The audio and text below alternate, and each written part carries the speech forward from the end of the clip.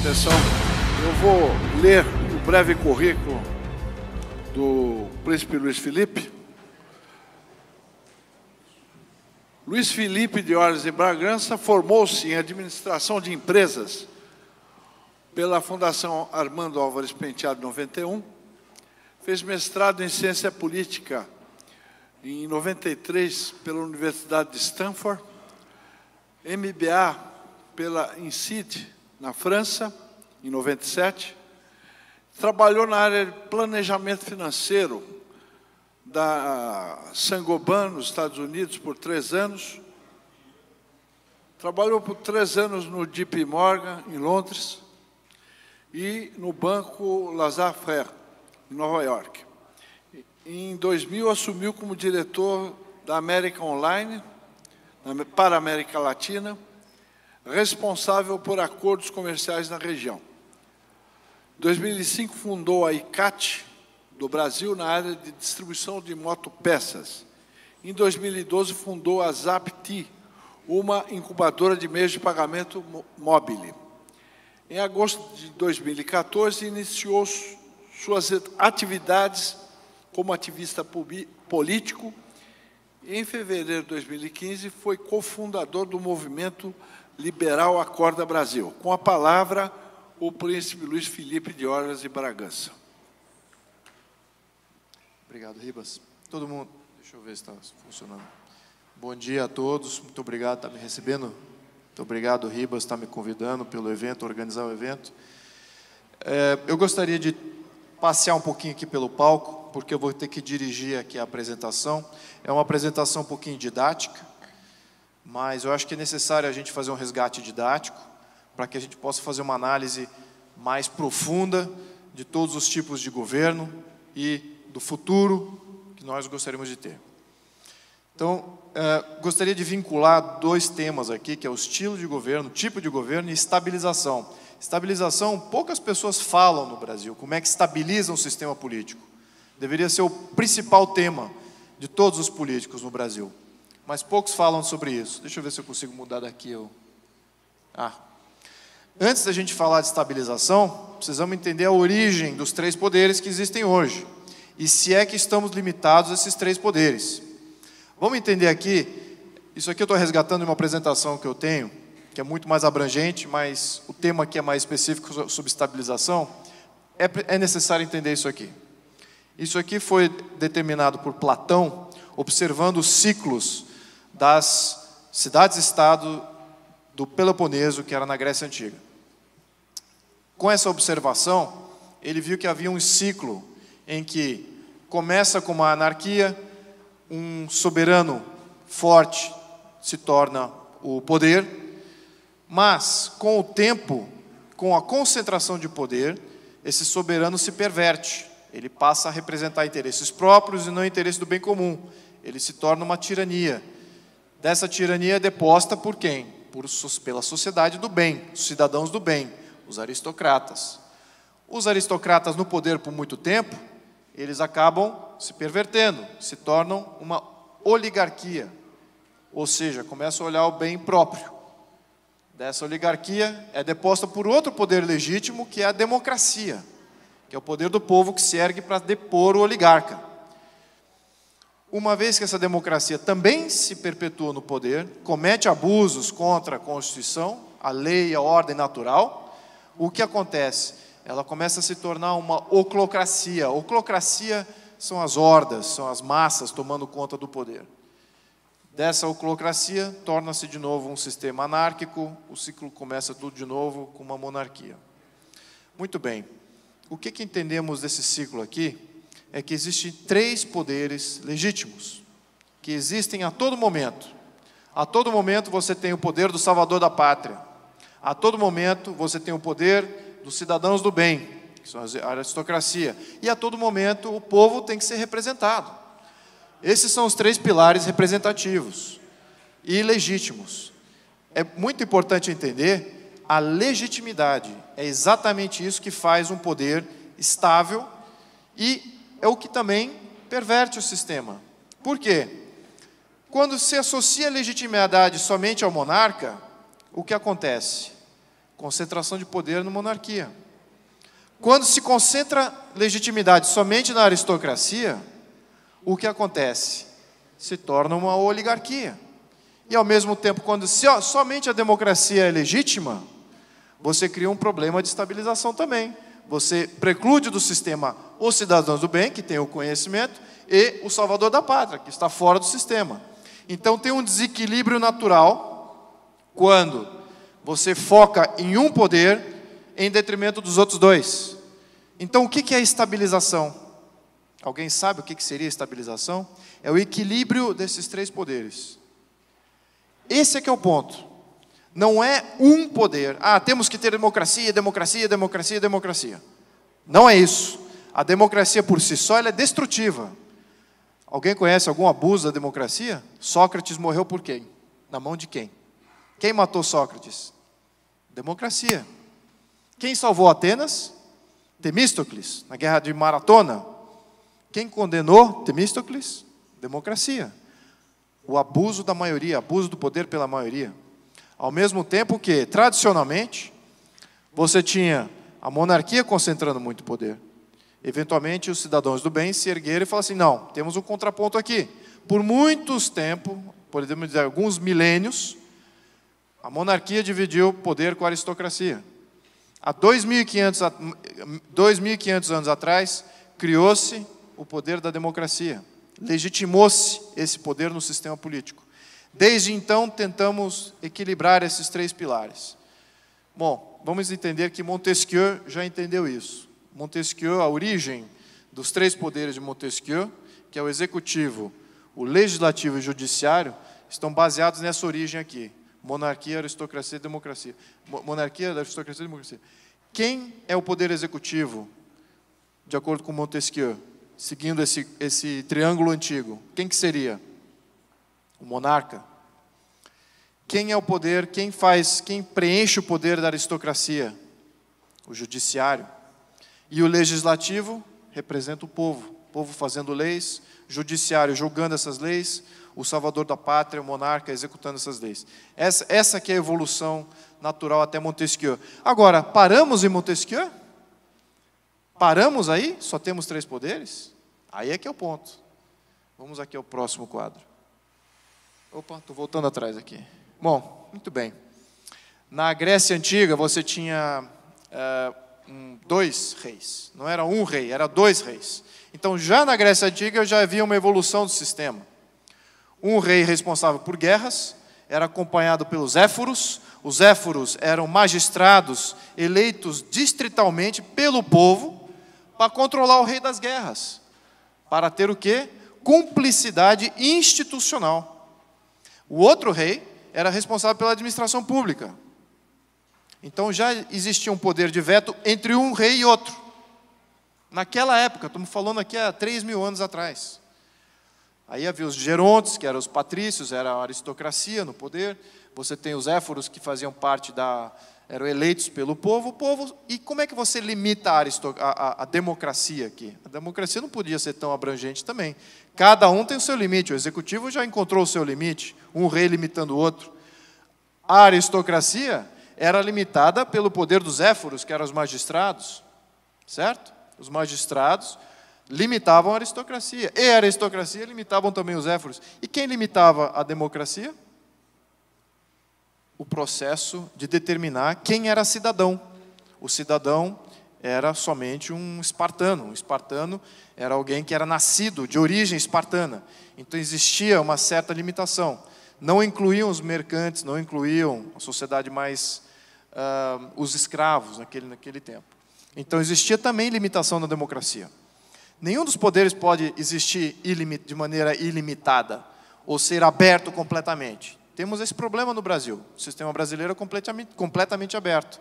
Não só o executivo não tem limite, o judiciário não tem limite, o legislativo não tem limite e a democracia não tem limite. Então temos um governo ilimitado em todas as suas fontes. A República Romana, quando ela foi constituída, mais ou menos há 500 anos antes de Cristo, ela seguiu que modelo? Ela não seguiu o modelo ateniense democrático, que naquela época estava extremamente instável, exatamente por causa desse problema da democracia. eles optaram pelo sistema espartano, por causa da estabilidade. Vamos lembrar esse termo. Vamos voltar a esse termo mais tarde. Vamos voltar aqui. Esse aqui é um modelo de Estado-membro dos Estados Unidos. Esse modelo é muito interessante. Por quê? Porque os eleitores num Estado-membro, vamos lembrar que um Estado-membro nos Estados Unidos é considerado uma república autônoma. Eles têm uma Constituição e existem muitas poucas maneiras do Estado federal infringirem intervenção num Estado-membro. E o que acontece no Estado-membro, então? Ele tem liberdade de se organizar. Cada Estado-membro, originalmente, lá atrás, no século XVIII, todos aqueles que já detinham o poder público naquele ponto, eles já tinham evoluído do sistema de 3 poderes. Então já existia uma certa crítica com relação a tentar estabilizar somente 3 poderes. Então eles criaram vários poderes. Até na própria, voltando até ao modelo ateniense, havia 9 arcontes, 9 governadores, um governava o legislativo, outro governava guerras, e todos eles eram eleitos. E o que eles seguiram aqui? Muito similar também. Os eleitores conseguem eleger um governador, um promotor-geral, deputados distritais, promotores distritais, xerife, secretário-geral que toma conta das eleições. As eleições, a lei eleitoral é por Estado, ela não é pela União, como é aqui no Brasil. Aqui é uma lei uniforme em todo o território. Lá, cada Estado determina suas próprias leis eleitorais. Tem um tesoureiro independente e temos um auditor independente. Tudo isso eleito. Aqui no Brasil, o que fazemos? Elegemos para o quê? Executivo, legislativo. Elegemos para mais alguma coisa? Muito bem. Então, o que nós estamos fazendo? Nós estamos delegando poder a um representante. O que esse representante faz? Cria mais poder para si próprio. Como? Cria agências regulamentares, cria mais burocracia. Através disso, ele consegue. Ele talvez não exerça o poder, mas a agência que ele nomeou, alguém que ele encarregou de algum cargo de uma autarquia, esse sim vai exercer o poder ilimitado. E nós não temos nenhum controle sobre esse. Nós só temos controle sobre aquele que nós eleitamos. Nem sobre o eleito nós temos muito controle. Então, de fato, temos um problema aí de autocracia, de um Estado autocrático que nos permeia. Então, aqui, a função do Estado, a visão geral, né, dos Estados Unidos era exatamente essa. Acho que o Ribas mencionou muito bem. O presidente, representativo, estou falando do sistema presidencialista norte-americano aqui. O presidente era o chefe de Estado. Ele não governava, quem governava eram os governadores. Ele, em posição de chefe de Estado, qual era a sua função? Proteção dos eleitores, proteção da sociedade organizada. Esse era a sua função. Contra quem? Contra governos, os governadores, o poder executivo local. Esse aqui era o ponto. Essa dinâmica aqui, todos os países das democracias liberais do século XIX adotaram esse modelo. Se não era um presidente, era um monarca. Era exatamente assim que eles operavam. Vamos à frente aqui. Outro ponto que é interessante aqui são constituições interventoras versus constituições não interventoras. Aqui eu dou um exemplo. O que significa uma Constituição? Como determinar a diferença de uma Constituição interventora e de uma não interventora? Uma Constituição interventora, quando se lê a Constituição, o Estado pode muita coisa. O Estado pode, ou se obriga, a entregar lazer, a entregar estabilidade de família, a entregar melhores condições de trabalho, a entregar previdência, a entregar regras de trabalho. Então, o Estado se obriga a muita coisa. Isso é uma Constituição interventora. Quando o Estado não se obriga a nada e se limita a somente muito poucas coisas, é uma Constituição limitada ou uma Constituição liberal. Aqui o que vemos é Inglaterra, Estados Unidos, Japão, todos esses aqui adotaram constituições não interventoras. Então, o que se vê aqui, quando um período até extensivo, são longos períodos de estabilidade política. Esse é que é o ponto. Sem estabilidade política, nós não temos prosperidade. Porque se temos intervenção a todo momento, nós temos violação de direitos básicos, violação de patrimônio pessoal e patrimônio público. Então é difícil você perpetuar a prosperidade quando você está sempre violando direitos individuais, sobretudo direitos de propriedade. O Brasil, até 1934, teve duas constituições liberais, duas constituições extremamente limitadas. A primeira do Império e a primeira da República. Já em 34, desde então, temos uma Constituição. Em 34 foi uma Constituição comunista, literalmente. Nacionalizou o subsolo, nacionalizou o ar, nacionalizou bancos, seguradoras. E nós seguimos esse mesmo modelo desde então. Extremamente interventor desde 34. A Argentina, que nós sempre, sobretudo a geração anterior à minha, fala da riqueza da Argentina. Como é que essa riqueza foi conquistada? É só olhar a Constituição da Argentina. É uma Constituição não interventora, é uma Constituição liberal de 1853, quase 100 anos de liberalismo na Argentina. Claro que você vai criar um país rico e próspero. Então temos aí, desde 1949, sobe Perón altera a Constituição, temos constituições interventoras, desde então a Argentina só vem empobrecendo. Esse aqui é o ponto principal também. Então, é um problema de estabilização, por quê? Constituições interventoras geram instabilidade política, porque você está sempre intervindo na sociedade e na economia. Você não deixa a sociedade e a economia trabalhar em paz, em ordem natural. Você está sempre intervindo, querendo aplicar avanços sociais. Então, vamos aqui agora,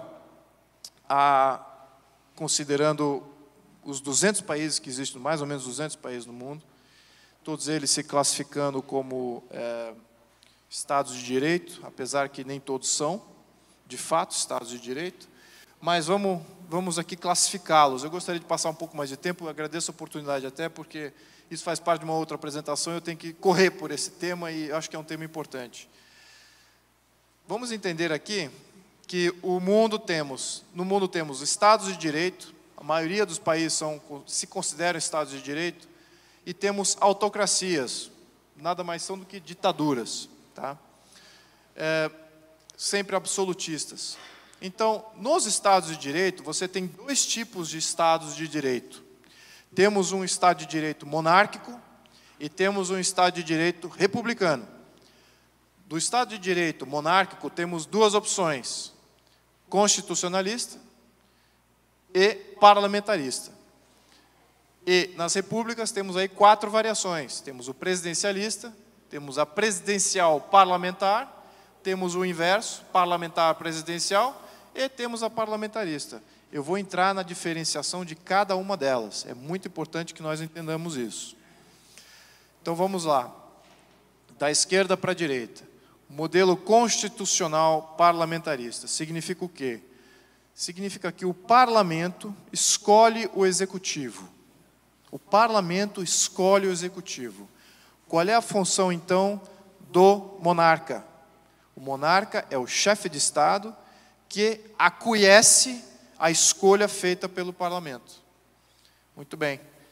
O constitucional, o monarca, que é o chefe de Estado, ele é que escolhe o executivo, e a função do parlamento, existe um parlamento numa monarquia constitucional, o parlamento diz sim ou não, pela escolha do monarca.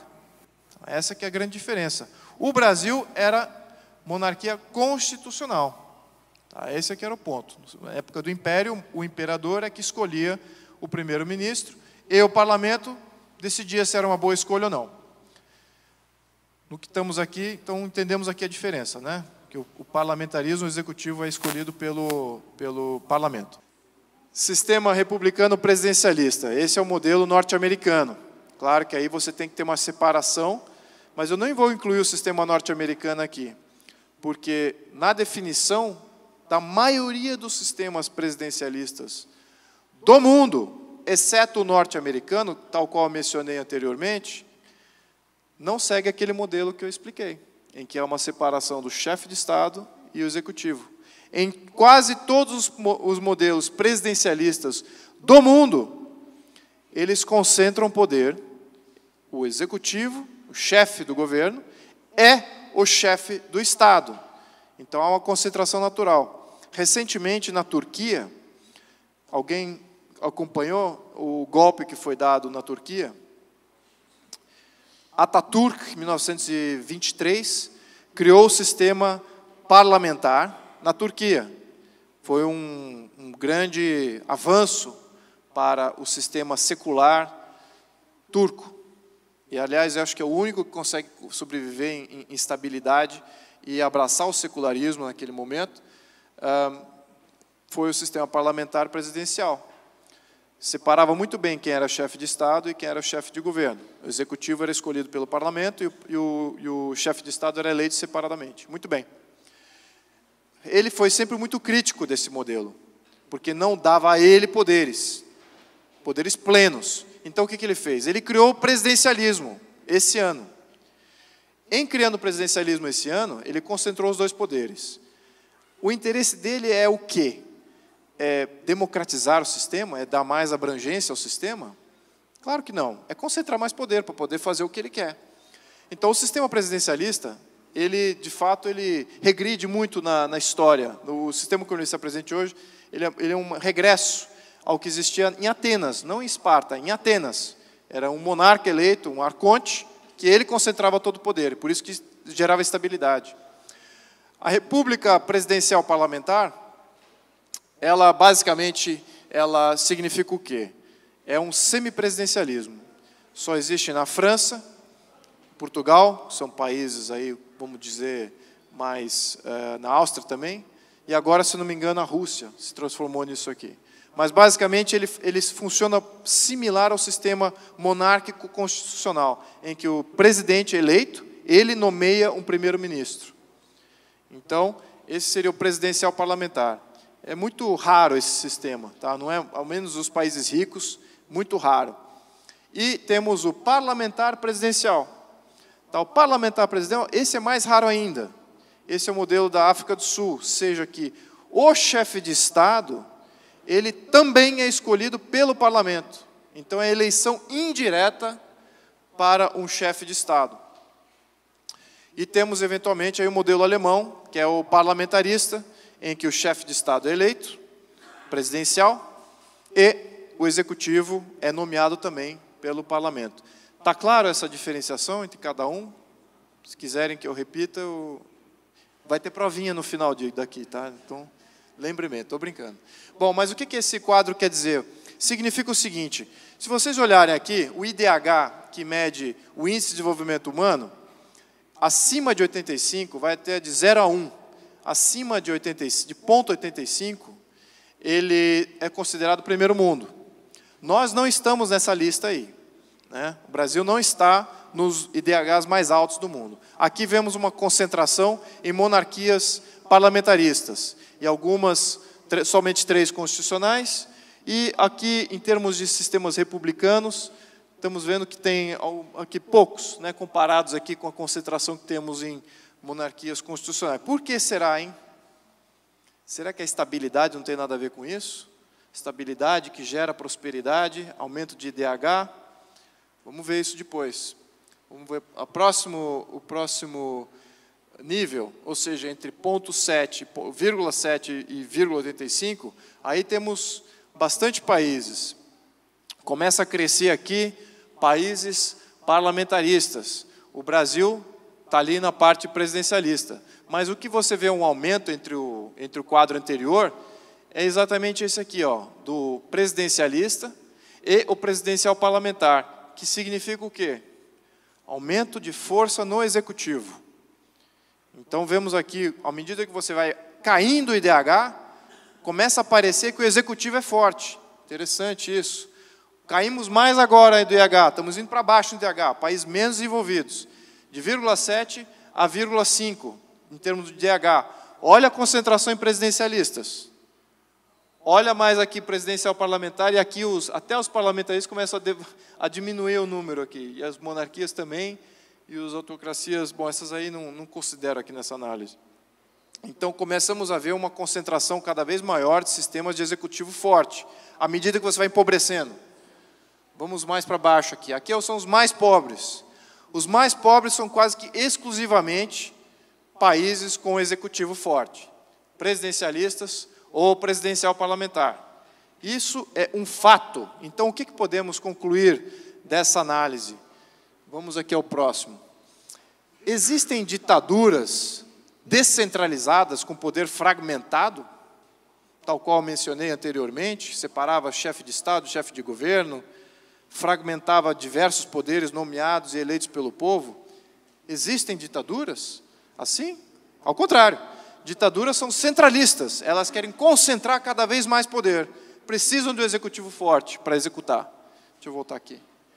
Então, quanto mais alto o IDH, mais fragmentado é o poder, mais descentralizado é o poder, menos intromissiva é a Constituição, mais validação popular de cada um dos poderes, não só aqueles 3 poderes, não estou falando de autarquias também, burocracia, o poder do povo podendo nomear um burocrata, isso acontece. Mais legítimas as instituições. E mais estável e duradouro é o poder. Isso se transfere em prosperidade. Com relação à legitimidade da instituição, vou fazer assim, um último comentário aqui, esse item número 5. O que vemos no Brasil aqui é uma subserviência à maioria das instituições fortes de fora. Por quê? Porque nossas instituições não são legítimas, não são legitimadas pelo poder, pelo voto popular. Não são legitimadas pelo conjunto de poderes, pela organização dos poderes. Se elas não são legítimas, nós não temos confiança nessas instituições. Então, nos submetemos a um poder externo, muita facilidade. ONU, Unesco, Organização Mundial da Saúde, todos têm interferência no Brasil. Por quê? Não temos instituições fortes. Você acha que a ONU, Unesco, Organização Mundial de Saúde, tem tanta interferência no Brasil quanto tem nos Estados Unidos, ou vice-versa? Claro, os Estados Unidos têm instituições muito fortes. Então, eles se blindam dessas intromissões. O Brasil não tem. Então, acaba se sujeitando a esses poderes externos, essas interferências externas. Esse é que é o ponto aqui. Vamos adiante aqui. Então, a grande questão é o seguinte. O que é mais fácil nesse momento? Descentralizar, consertar o presidencialismo, tal qual ele se apresentou agora no Brasil, ou a mudança de regime? Isso é uma coisa que nós postamos aqui, podemos até abrir um debate com relação a isso. Nós apresentamos ali os regimes, os diferentes modelos, as definições, a consequência de cada um em termos de IDH, e eu posso até mencionar. Agora podemos abrir para o debate logo na sequência dessa pergunta. O Brasil hoje está quebrado. A federação está quebrada. Os Estados membros estão quebrados. Para consertar o presidencialismo hoje, precisamos descentralizar, tirar poder tributário da União, transferir para os Estados, transferir para os municípios. A União estando quebrada, faz sentido tirar poder da União e transferir para os municípios? Como é que ela vai deixar de ser quebrada? A não ser que ela transfira também as dívidas, certo? Então, a descentralização é possível? Eu imagino que o quadro político não vai querer absorver a dívida da União. Então, temos um problema aí que podemos discutir, se isso é fácil ou não. Isso é um problema subjetivo. A mudança de regime, no entanto, aqui o que isso significa? Existe já uma vontade política de mudar, sair do sistema presidencialista. Existe já uma camada de políticos entendendo que precisamos de um poder de Estado, separado do poder executivo. Mesmo que se mantenha o centralismo, mantenhamos o centralismo na União, concentração de recursos tributários e poder político. Muito bem. Então, já existe uma certa pré-condição para uma mudança de regime. Aí, agora, que regime nós vamos optar? Se nós vamos optar para fora do presidencialismo, temos aí poucas opções. Claro que temos aí a questão parlamentarista, sem dúvida, mas temos que ter um chefe de Estado. E vamos lembrar que os poderes que vocês oferem ao chefe de Estado versus o poder que existe no Executivo, isso é para a condição de cada país. Não é uma regra clara e nítida que difere um do outro. Cada país parlamentarista difere um do outro, enquanto poder o chefe de Estado tem versus o executivo. Então, essa estabilização depende de um debate político, depende de um entendimento político. Mas é essa estabilização que temos que discutir. E temos que sair do presidencialista, porque ele, naturalmente, ele desequilibra os poderes, ele traz muito poder para o executivo, em detrimento dos outros. Precisamos sair disso. Só com uma mudança, uma criação de um poder de Estado separado, é que vamos poder fazer isso. Agora, esse que seria o grande debate aqui, consertar o que existe ou mudar de regime. Eu encerro por aqui minha palestra. Muito obrigado pelo tempo.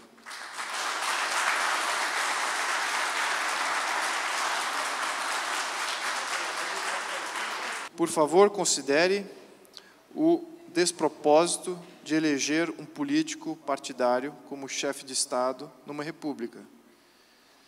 Caso da Alemanha, da Itália, de Portugal. Soluções: monarca ou total ausência? Não, total ausência não é possível você ter um parlamentarismo sem um chefe de Estado. Eu não acho que isso é saudável. Eu acho que você, não tendo ou um monarca ou um presidente eleito, você não vai conseguir estabilizar o parlamentarismo. Você vai criar um executivo forte. Vamos lembrar, o parlamentarismo é que vai escolher o executivo. Então, se você não tem um contraponto de Estado, você não tem um controle, um limite no executivo. O executivo ele vai brotar da conjuntura do parlamento. Geralmente, se o parlamento tem uma maioria que consegue formar um governo, ele escolhe um executivo que naturalmente já tem essa maioria. Então, qual é o limite? Nenhum. Ele não tem limite. O executivo é formado por um governo que legislativamente já tem maioria. Então, não tem limites para esse executivo. Você precisa de um chefe de Estado limitando esse poder. Então, esse que é um ponto. Então, eu acho que tem que ter ou um monarca ou um presidente eleito. Da Jane Sampaio, Pontes Penteado. O significado da sociedade civil organizada, ação civil pública. Qual o entendimento destas duas instâncias no Brasil atual? Olha, a definição clássica de sociedade organizada, sociedade civil, era aristocracia. A sociedade em si, a base, a massa, ela nunca mandou em nada. Essa aqui é a verdade. Então, a massa, ela contribui para o quê? Para a qualidade de seus cidadãos do bem, aqueles cidadãos que olham o bem comum, não o bem próprio. Essa é a definição clássica de aristocracia. A sociedade organizada nada mais é do que a aristocracia.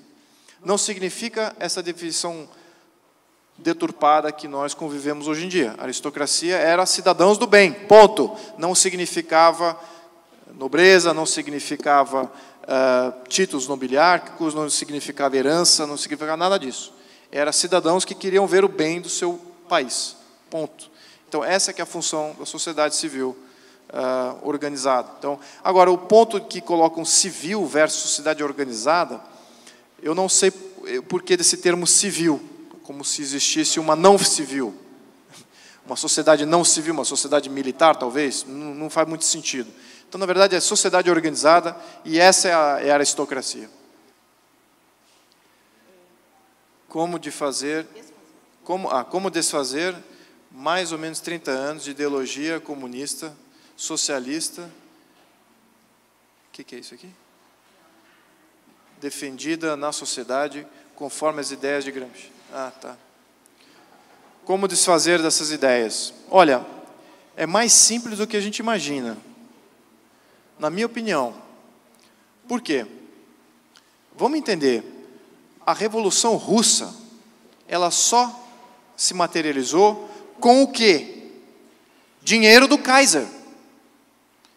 Foi o Kaiser Wilhelm von Hohenzollern que financiou a Revolução Russa. Sem dinheiro, você não consegue combater a lei e a ordem natural. O que acontece se você parar com a propaganda? Pare com a propaganda socialista. Pare com ela, que custa caro. Custa caro você fazer propaganda. Naturalmente, o que brota? A lei e a ordem natural. Esse é que é o ponto. Então, é mais fácil do que a gente imagina. Ao invés... Claro que temos que ter contrapontos ideológicos, temos que ter um combate da razão e da verdade, sem dúvida. Razão e verdade sempre prevalecem. Mas a lei e a ordem natural são muito mais fortes. Se você remover a capacidade de financiar essa revolução socialista, naturalmente, a sociedade conservadora brota. Isso, na minha opinião. Tá? Mas é por isso que eu acho que é mais fácil do que a gente imagina. Claro que temos que ter aí um grande incentivo de cima, mas eu não acho que é tão complicado assim. Deixa eu ver aqui mais. Eu quero. Porque eu quero, se me permite, que o Brasil seja uma nação forte, poderosa e hegemônica. Então, eu estou dizendo aqui que há uma necessidade de mudança de regime no Brasil, que nós precisamos de uma nova organização na federação, uma nova Constituição e plebiscitos nos estados e no país. É esse que é o resumo desses tópicos aqui. Precisamos de uma nova Constituição, indubitavelmente. Pergunta qual que é? A pergunta é se nós precisamos ter uma Constituição nova? Sim. Nós precisamos ter federalização, transferência do poder da União para os Estados-membros, municípios? Sim. Precisamos ter mais plebiscitos locais? Sim. Precisamos ter o recall de candidatos e também de burocratas, autarquias. Vamos lembrar, temos aí o Executivo Federal nomeia para 31 autarquias, se eu não me engano, agências regulamentares, mais 20 e tantos universidades federais, mais 30 ou 40 organizações de estudo, tudo isso nomeado pelo Executivo. Se o Executivo ficar com um poder só, poder de nomeação, só, ele já é de um poder tirano. Porque ele pode nomear para todas as... Ele não tem também limite em que agências reguladoras criar. Não temos limites. Então, se você não consegue colocar limites no que o governo consegue criar em termos de regulamentação, você tem um Estado autocrático. Então, isso aqui está em linha com... Eu concordo com o que você está falando. Essa é mais uma afirmação do que uma pergunta. Sim, eu concordo.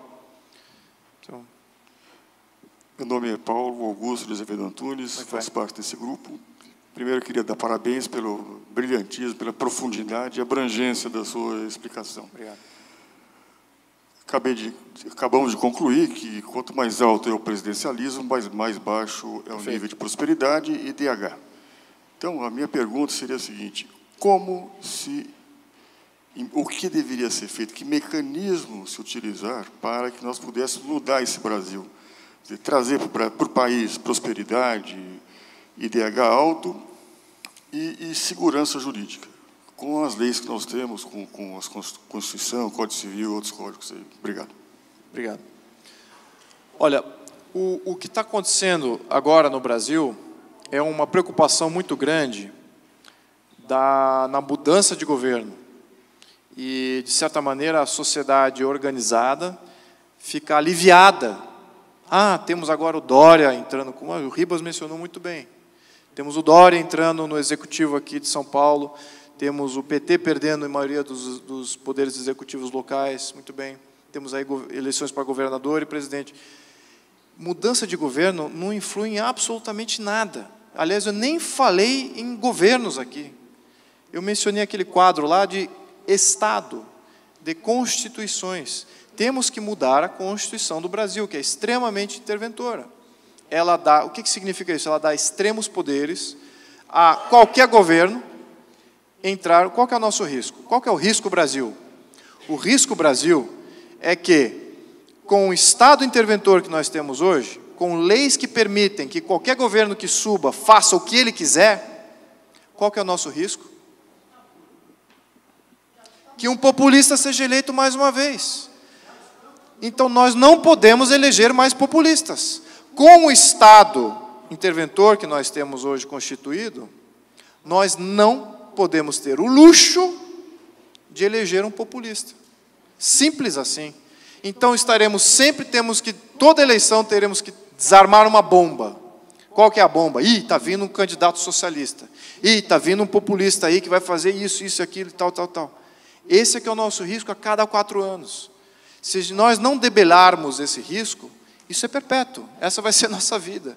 E eu digo mais, o que nós estamos vivendo hoje, com a saída desse ciclo populista, vamos viver de novo. Isso é garantido.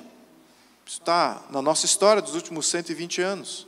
Isso vai se comprovar uma ruptura presidencial mais uma vez no nosso ciclo. Isso é garantido. Não é achismo, não é esperança.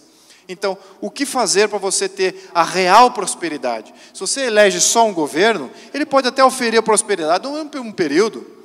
Vou privatizar, vou desregulamentar. Mas com a Constituição lá, imutável, muito pelo contrário, nos últimos 2 anos, piorou para nós. Não sei se vocês se lembram, Roberto Requião, grande senador, grande comunista, passou o direito de resposta nesse interim. Agora, se nós ofendermos um político, ele tem direito de resposta. Então, nenhum jornalista, nenhum ativista político pode ofender um político, porque ele terá direito de resposta no seu próprio canal, e se isso não for dado, multas, sanções, talvez até prisão. Então, nós temos um Estado que piorou nos últimos 2 anos, por incrível que pareça. Removemos um governo, mas o Estado piorou. Então, se nós não fizermos mudança no Estado, que significa Constituição, nós não estamos fazendo nada. Isso vai se repetir, nós teremos um populista possivelmente sendo eleito aí em 2018, o Lula até já fez esse comentário, perdemos agora em 2016, mas 2018 pode mudar. Claro que pode mudar. A Constituição está aí permitindo, a Constituição é a maior amiga de um populista, ela é feita para um populista. Então temos aí um problema gravíssimo. Se quisermos um país próspero, de identidade própria, com instituições livres, independentes e legítimas, precisamos mexer na Constituição. Caso contrário, temos aí uma perpetuidade do que estamos vivendo hoje. Essa é a minha... Não sei se você respondeu a tua pergunta. Obrigado.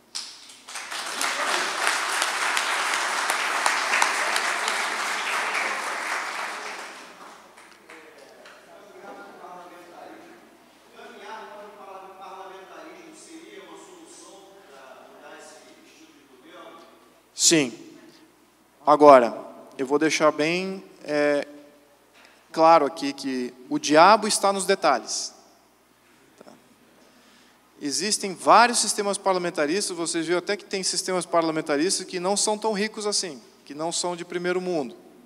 Então, qual é a distinção aí? É o equilíbrio dos poderes e as forças que você dá, os direitos que você dá a um chefe de Estado de limitar o executivo. A função do chefe de Estado é de representar a sociedade. Essa é a função do chefe de Estado. A função do chefe de Estado não é de governar. A função do chefe de Estado é de limitar o governo e a burocracia. Porque é exatamente o governo e a burocracia que interferem na sociedade. Então, o chefe de Estado, a função dele é intervir. Se constituímos um parlamentarismo em que o chefe de Estado não tem o poder necessário para criar esses limites na burocracia e criar esses limites no executivo, temos aí um problema. E quem está levantando a temática política do parlamentarismo hoje não quer um chefe de Estado limitando o poder. Muito pelo contrário. A PEC do senhor Aloysio Nunes, que é do PSDB, aquilo não é parlamentarismo. Aquilo é um absurdo de um presidencialismo parlamentar, como eu mencionei ali, que o presidente nomeia um primeiro-ministro. Então, é um poder de nomear o primeiro-ministro, com um detalhe, ele pode nomear qualquer um. Olha esse detalhe, ele pode nomear qualquer um. Não precisa ser alguém eleito, não precisa ser do partido majoritário. É perigoso. E é isso que o PSDB estava empurrando. O PSDB, para não falar no PT. Né? Então, o parlamentarismo, essas regras, precisa se olhar com muito detalhe, entender como é que esse equilíbrio é feito, que tipo de limites e que tipo de controles o chefe de Estado vai ter no Executivo e no Legislativo, na burocracia. Porque é isso que... Então, temos que caminhar para ter um chefe de Estado separado de um chefe de Executivo. Eu posso deixar como essa um objetivo geral. Tá? Agora, olhar com olhos de águia em cada uma dos poderes que vai ser oferido para cada um deles. E poderes de nomeação e de controle. Então, isso é onde a nossa ação deveria estar. Em que tipo de poderes cada um desses aí vai ter. Esse que seria o nosso rigor. Não sei se eu respondi. Você respondeu? Tá, obrigado.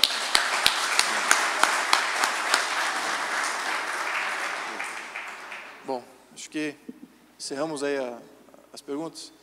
Bom, muito obrigado. Quero agradecer a participação muito obrigado. Do príncipe de Bragança. Certamente enriqueceu os nossos trabalhos e nós vamos encerrar os debates para terminar esse primeiro bloco de trabalho. Vamos para o almoço e 13h30 nós vamos retornar com a palestra sobre as fragilidades das urnas eletrônicas. As perguntas que ficaram sem resposta poderão ser formuladas via internet, que o príncipe certamente, o príncipe Luiz Felipe certamente responderá. Eu quero deixar um esclarecimento aqui importante. Eu noto, inclusive entre nós, uma confusão entre sistema e regime. Tá? Sistemas são os mecanismos. Então, você tem o sistema presidencialista, a monarquia constitucional parlamentarista, a monarquia absolutista, você tem uma república parlamentarista. Isso é sistema político. Regime é totalitário ou democrático, ou as nuances entre eles que eu não aprovo, né? É o que nós temos aqui. Democracia, eu quero reprisar, é segurança do direito. É um regime, faz parte do regime democrático. Não tem nada a ver com o sistema é o mecanismo. Ficou uma pergunta aqui sobre a questão da República, do Conselho de Estado, né? Como podemos ter uma república federalista com poder moderador? A questão é muito simples. É o que disse o Luiz Felipe. Você não pode ter um chefe de Estado e chefe de governo, porque isso causa uma confusão e o governo fica sem limites. O governo e o chefe de Estado na mesma pessoa, há uma confusão da coisa pública com interesse particular e leva à decadência, né? E o poder moderador, ele aprimora o presidencialismo, dotando a república presidencialista da qualidade que a monarquia parlamentarista tem, né? Que é o controle da ética da máquina pública.